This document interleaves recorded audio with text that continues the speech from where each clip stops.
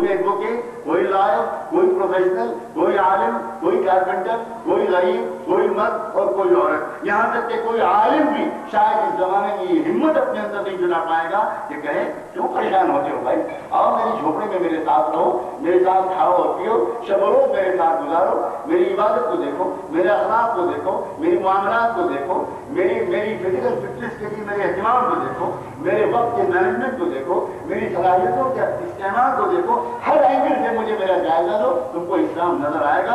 اس لیے کہ میں سب کا کوشش کر رہا ہوں کہ میں اسلام پر چلوں، اور کوئی بڑے ڈھول کی ضرورت نہیں، کوئی کمی نظر آ جائے گی تو اسلام کو الزام مت دینا، وہ میری اپنی کمی ہوگی، اور میں تم کو خود بتا دوں گا اگر تم مجھے ٹوک دو گے ہاں یہ بات میرے اندر کم ہے، اس کے لیے تم فلاں سے مدد لے سکتے ہو، لیکن کوئی دور جانے کی ضرورت نہیں، کوئی بہت زیادہ کتابوں کی پڑھنے کی ضرورت نہیں۔ کیا ہے ہمارا معاشرہ ایسا؟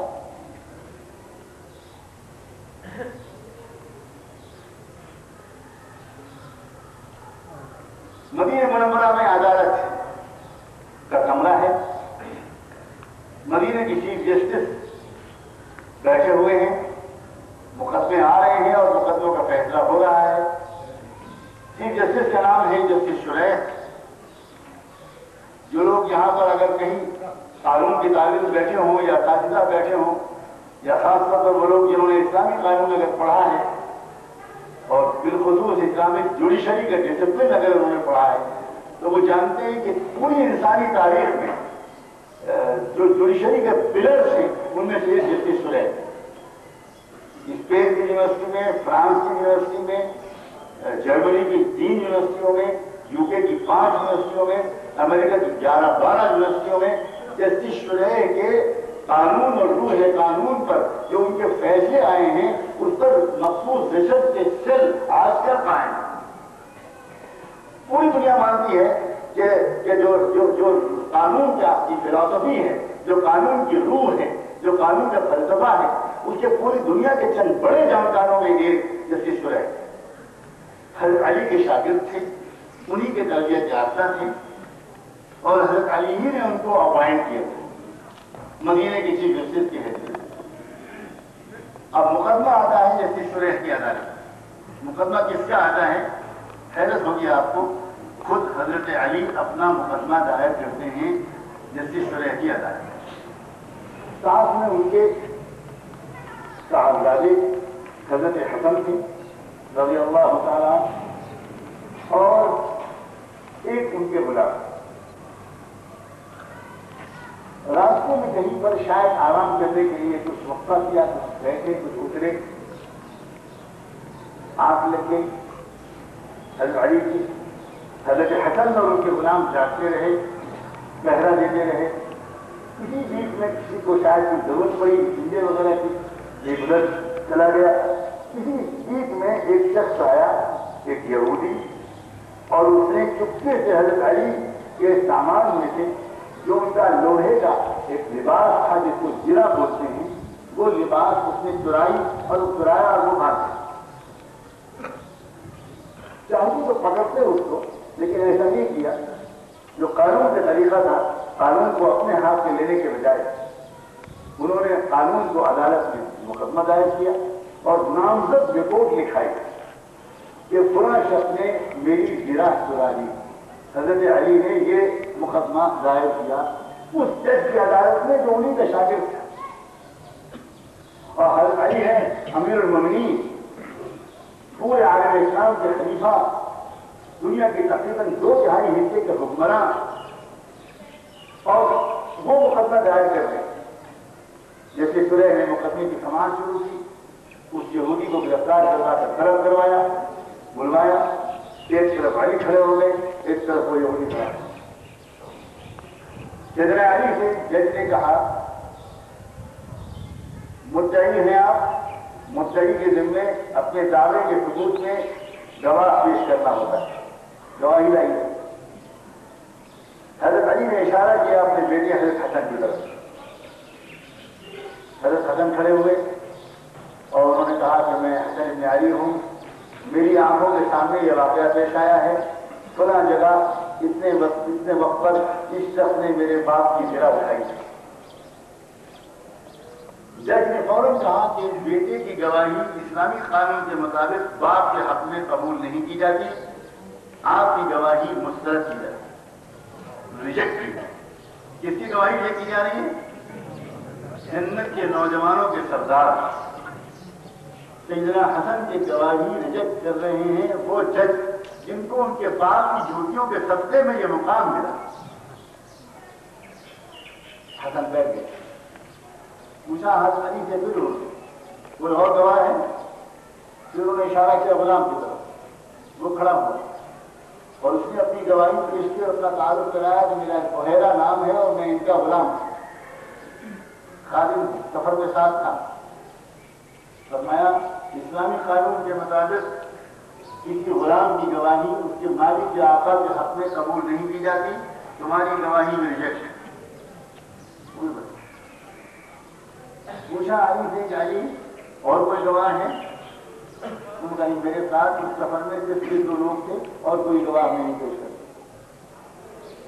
مدعی کا دور ختم ہو گیا، اب مدعا علیہ کی باری ہے۔ اب جج نے یہودی سے پوچھا اسلامی قانون کے مطابق مدعا علیہ جس کے خلاف کوئی دعویٰ کیا جاتا ہے وہ اس دعوے کو قبول کرے تو قسم کھائے، انکار کرے تو قسم کھائے۔ قبول کرے تو قسم کھانے کی ضرورت نہیں، اگر انکار کرے تو قسم کھانا پڑے۔ جب تم قسم کھانے کو تیار ہو کہ تم بے گناہ ہو اور تم نے یہ جرائم کرائی تھی اور علی کا لگایا ہوا یہ الزام جھوٹا ہے، شاید وہ اس سے پہلے 50 بار قسم کھا چکا ہوگا جھوٹی، اس نے ایک قسم اور کھائی، اس نے جھوٹی قسم کھا کر یہ صاف کہہ دیا کہ میرا کیا تعلق اس سے، یہ کوئی جھوٹا الزام ہے۔ اب جج نے فیصلہ سنایا، مدعی اپنے دعوے کے حق میں ضروری اور صحیح گواہیاں نہیں گزار سکا، مدعا علیہ نے قسم کھائی، اس لیے فیصلہ یہ ہوتا ہے کہ یہ اجرا کسی یہودی کی ہے، مدعا علیہ کی ہے، علی کی شکایت خارج، علی کا مقدمہ خارج۔ ابھی واقعہ پورا نہیں ہوا، اصل تو واقعہ اب شروع ہوا۔ جیسے ہی عدالت کی سماعت ختم ہوئی، اب شرح فوراً اتر آئے اوپر سے، اب وہ جج نہیں ہے، اب وہ خادم ہیں، تابعی ہیں، اور امیر المومنین مرحبا تشریف رکھیے، خیریت مزاج کہتے ہیں، یہ سب شروع ہو گئے۔ 2-4 منٹ آپس میں بات ہوئی، اس میں کچھ دیر لگی، اس کے بعد حضرت علی باہر نکلے۔ اب باہر جب نکلتے ہیں عدالت کے کمرے سے تو دیکھتے ہیں کہ وہ یہودی کھڑا انتظار کر رہا ہے۔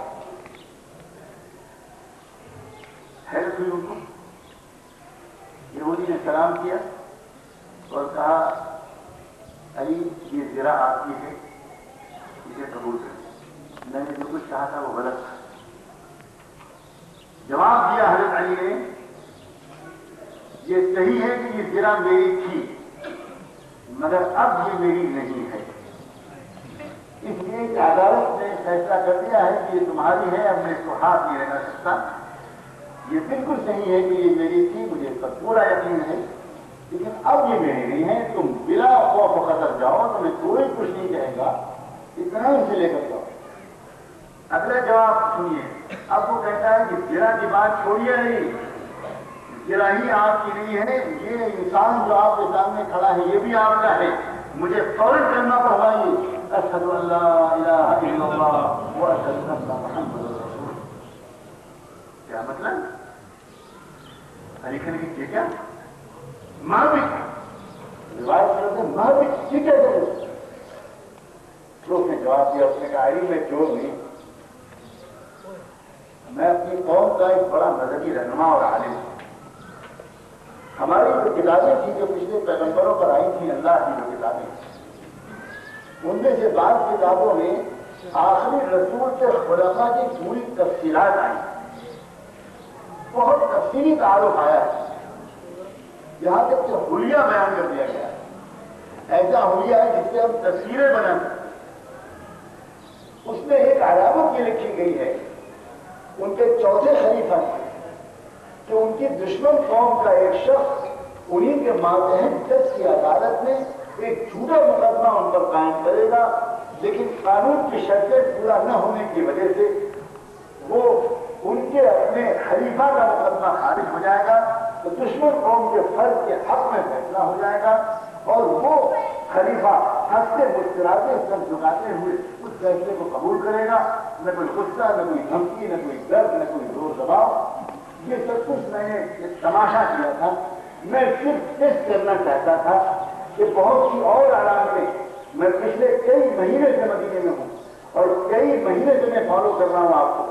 کئی علامتیں آپ کے اندر میں پا چکا تھا جو کتابوں میں تھی. ایک علامت کی آخری بچی تھی. میں اس کو بھی آزما کر دیکھنا چاہتا تھا اور اب مجھے پتہ لگ گیا کہ اس درجے کا انصاف آپ کے اندر ہے. یقیناً آپ جس کے خلیفہ ہیں وہ اللہ کا رسول تھا اور اب ہمارے لیے ہدایت اور نجات کا راستہ اس کو رسول ماننا ہی ہے. یہ سارا کام میں نے صرف اس لیے کیا تھا کہ یہ دیکھوں کہ آپ خلیفہ راشد رسول برحق کے ہیں یا نہیں، اور ہیں. میں نے تسلیم کر لیا، اس لیے مجھے کرنا پڑا. یہ جو تکلیف ہوئی ہے اس کو معاف. ایسے کروڑوں واقعات، ہزاروں نہیں، لاکھوں نہیں، کروڑوں واقعات. یہ تو دین پھیلا تھا. مجھے کہنے کی اجازت دیجیے کہ اکا دکا بزرگان دین کے ذریعے نہیں بنا تھا. اکا دکا بزرگان دین کے ذریعے تو سماج میں تبدیلی آئی تھی. عام لوگ صحیح مسلمان بنے تھے اور ان عام لوگوں کا جب انٹریکشن ہوتا تھا، جب ان نوجوانوں کا دوسری قوموں کے نوجوانوں سے، ان کے تاجروں کا دوسروں کے تاجروں سے، ان کے ججوں کا دوسروں کی ججوں سے، ان کی عورتوں کا دوسروں کی عورتوں سے، ان کے غریبوں کا دوسروں کی غریبوں سے، تب ان کی سمجھ میں آتا تھا کہ غریب ہوتے ہوئے بھی اتنا خوش رہا جا سکتا ہے.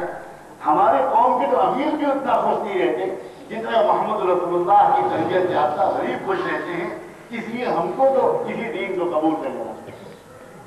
یہ مزاج تھا. ایران کا جو دنیا کی سب سے بڑی طاقت، اس کی آرمی کا chief staff, commander in chief اس کی آرمی کا، جنگ قادسیہ کے بعد گرفتار کر کے مدینہ منورہ لائے گئے.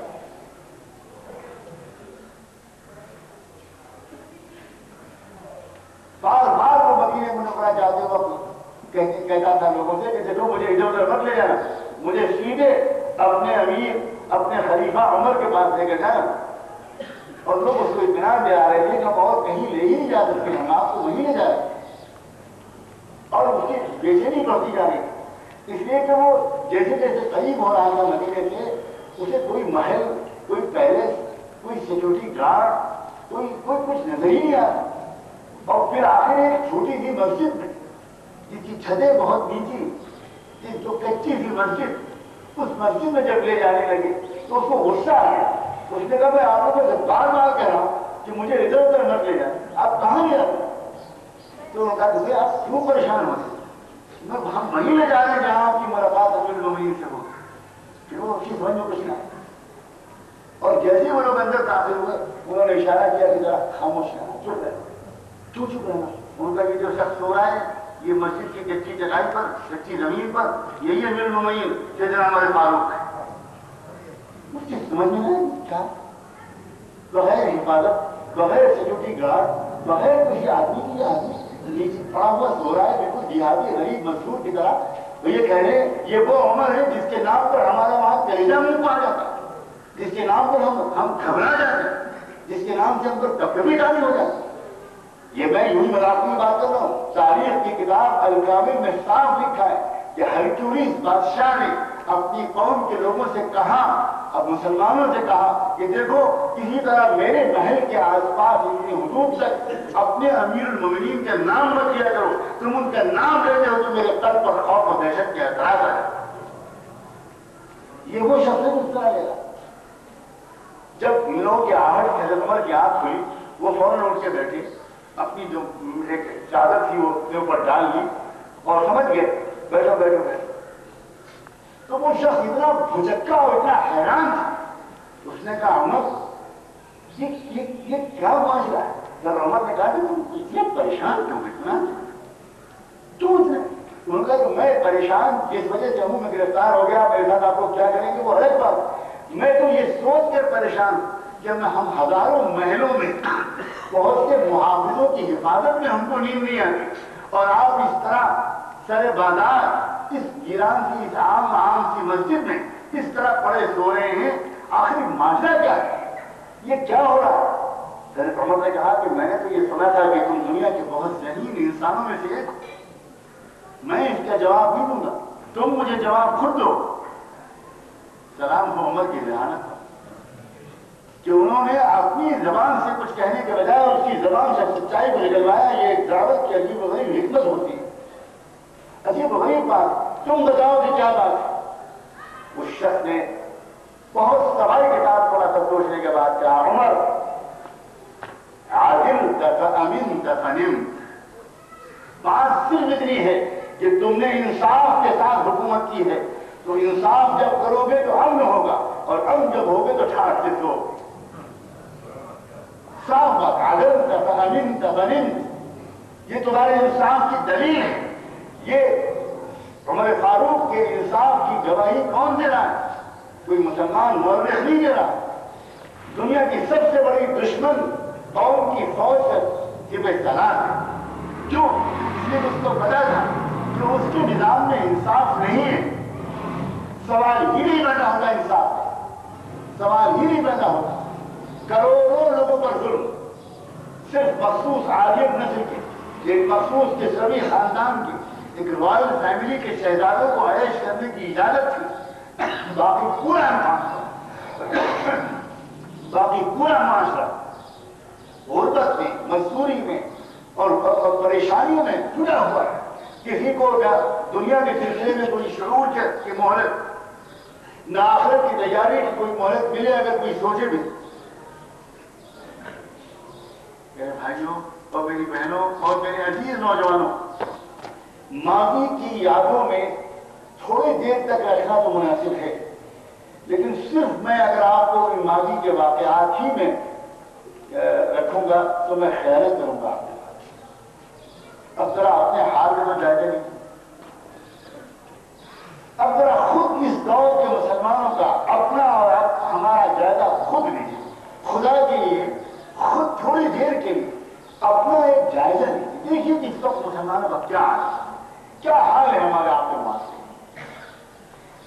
کیا حال ہے ہمارے امیروں کا، ہمارے امیر، ہمارے خوشحال لوگ اپنی دولت کا کس طرح استعمال کرتے ہیں، کیا ہو رہا ہے۔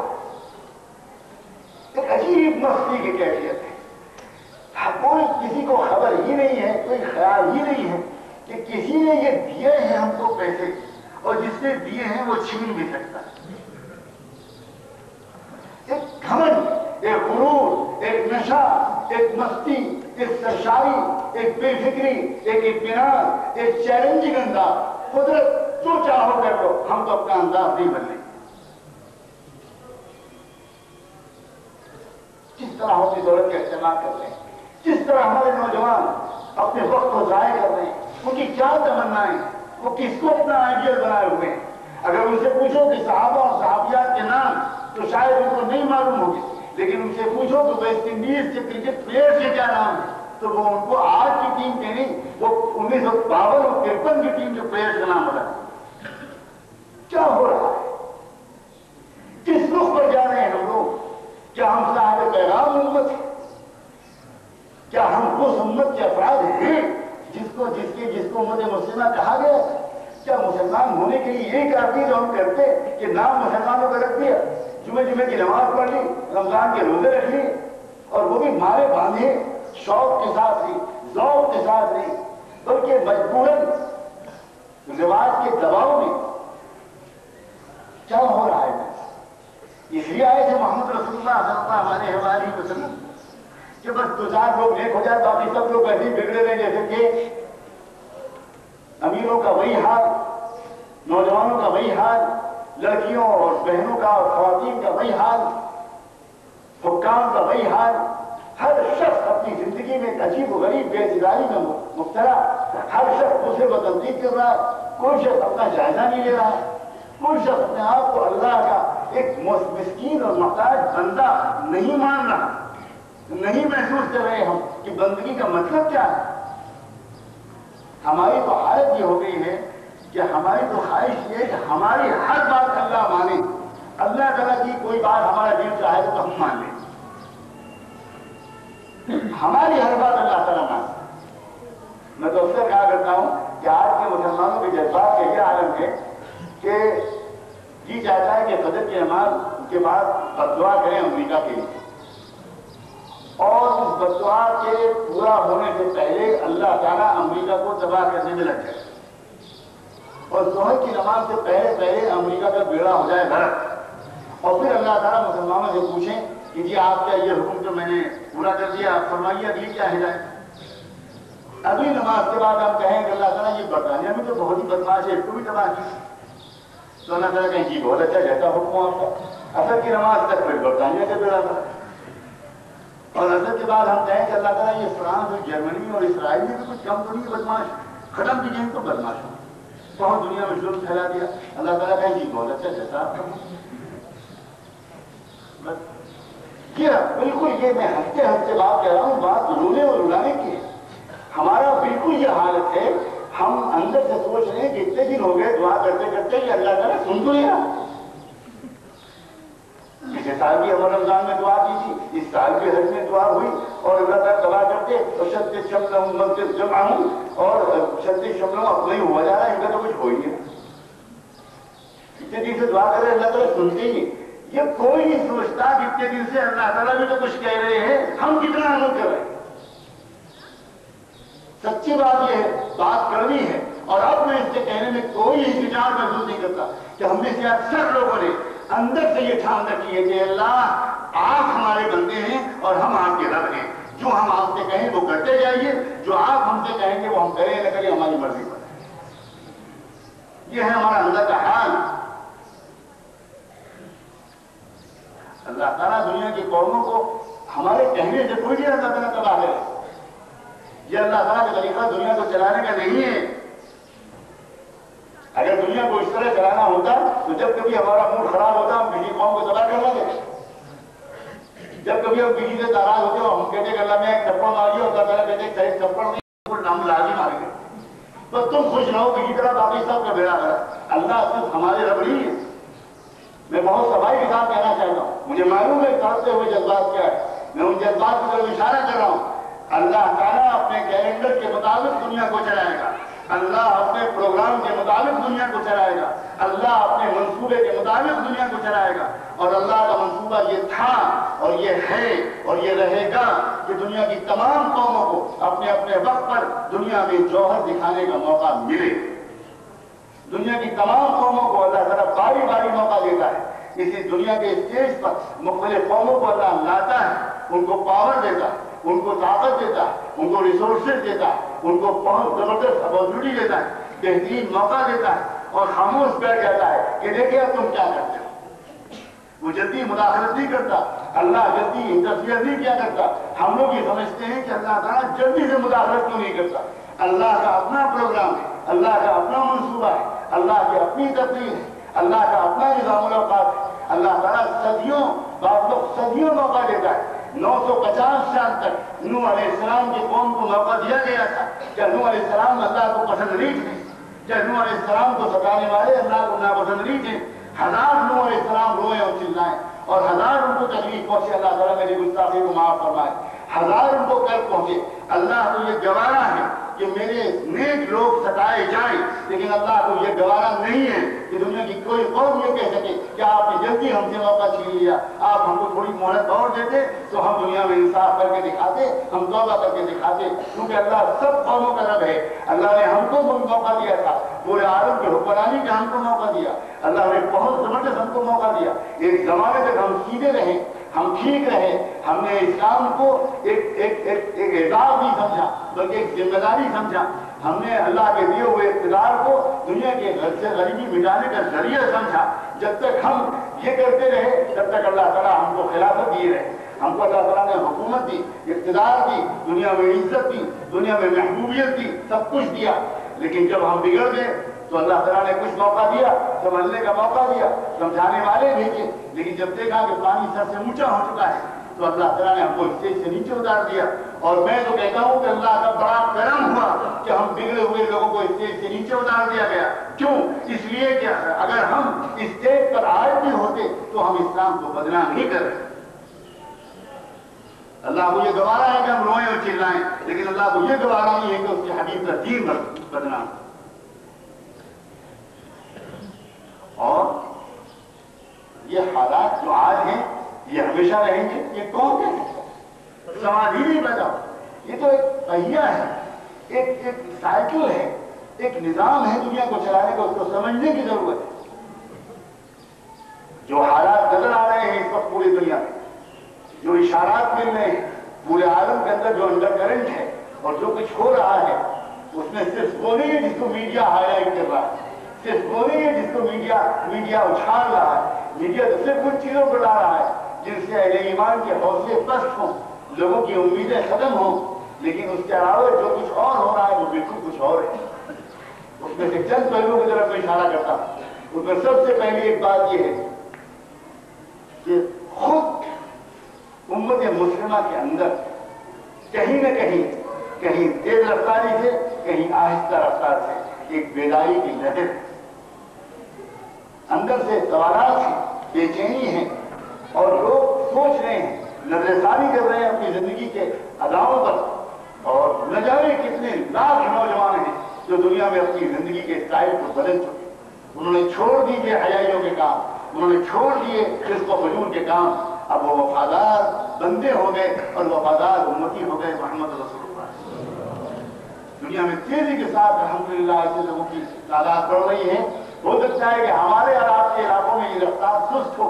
اور میں آپ سے یہ بات بھی کہے بغیر یہاں سے نہیں جانا چاہتا کہ مغربی تہذیب جس کو خود مغرب کی قومیں ریجیکٹ کر رہی ہیں، جس سے گھبرا رہی ہیں، جس کا متبادل تلاش کر رہی ہے، اور یہ جملہ بہت اہم میری زبان سے نکلا. خدا کرے کہ آپ لوگ میں جو 2-4 پیسے چاہیے لوگوں جس کو نوٹ کریں، میں مشرق و مغرب میں گھوم کر قسم کھا کر آپ سے کہتا ہوں کہ پوری دنیا ایک آلٹرنیٹ سویلائزیشن، ایک متبادل تہذیب کی تلاش میں.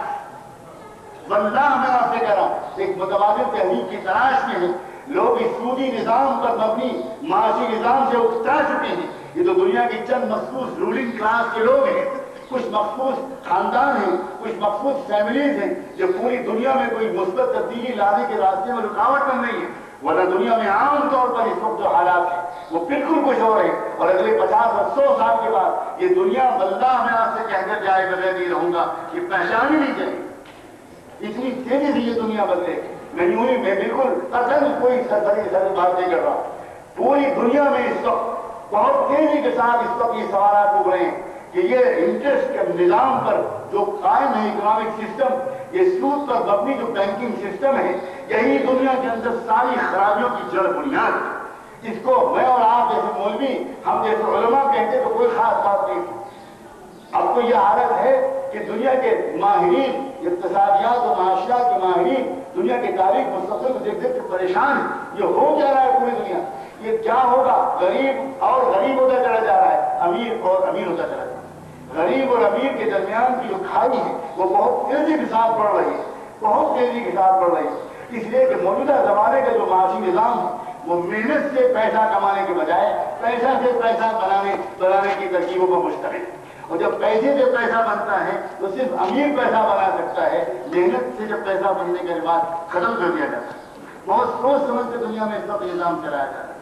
آج جو اس ملک کے ہندوستان کے وزیر اعظم ہے منموہن سنگھ، یہ ایک زمانے میں جب یہ فائنانس منسٹر تھے، جو وزیر مالیات تھے، تو ہم چند لوگوں نے ایک نظام، ایک ریسرچ کیا تھا اور کوئی ایک کوشش کی تھی کہ حکومت ہند سے ہم کو اسلامک بینکنگ کی اجازت مل جائے اور ہم دکھائیں اس ملک کو دکھائیں کہ اسلامی بنیادوں پر کس طرح بینکنگ چلائی جا سکتی ہے اور کس طرح زکوٰۃ کے نظام کو اس ملک کی اور اپنے قوم کی غریبی کو حل کرنے میں ہم کامیاب ہو سکتے ہیں. بہت سی میٹنگز ہوئی تھی اس وقت وزیر مالیات کی حیثیت سے. ان سے ہمارے کئی علماء اور کئی ماہرین اقتصادیات ان سے بار بار ملے تھے. اور ایک آخری میٹنگ میں تو خود ان کی زبان سے یہ بات ہمارے کانوں نے سنی تھی اس وقت کہ بھائی جہاں تک تھیوری کا سوال ہے، جہاں تک نظریات کا سوال ہے، پچھلے تمام میٹنگوں میں جو آپ لوگوں نے ریسرچ پیپر پیش کیے، جو ڈسکشن کیا، اس کے بعد میں بحیثیت ایک فائنانس مینجمنٹ کے ماہر کے اور ایک بہترین اکنامسٹ یا ایک اکنامی کے ماہر کی حیثیت سے میں نظریات کی حد تک مطمئن ہو گیا ہوں کہ واقعی انٹرسٹ بیسڈ اکنامی کے بجائے یہ جو آپ کا ایکول شیئرنگ جو بیسڈ اکنامی ہے، اس کی بنیاد پر بینکنگ چلائی جا سکتی ہے، یہ آپ کر سکتے ہیں. لیکن ابھی نظریات کی بات ہے. میں چاہتا ہوں کہ اگلی میٹنگ میں ریزرو بینک کے ڈائریکٹرز ان سب کو ساتھ بلائیں اور ہم کوئی عملی طور پر اس ملک میں یہاں کے دستور کا لحاظ رکھتے ہوئے کوئی ایسے امکانات پر غور کریں کہ کیا ایسا